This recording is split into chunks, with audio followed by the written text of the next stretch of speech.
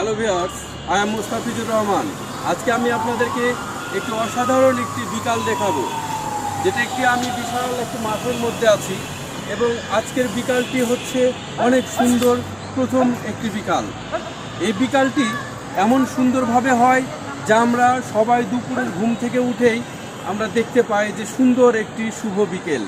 আমরা সাধারণত বিকেলগুলা অনেক ভালোভাবেই দেখে থাকি এবং সকালগুলো ঘুম থেকে উঠে অনেক সুন্দরভাবেই দেখে থাকি। তবে আজকে দেখেন এই বিকালটি অনেক সুন্দর একটি বিকেল।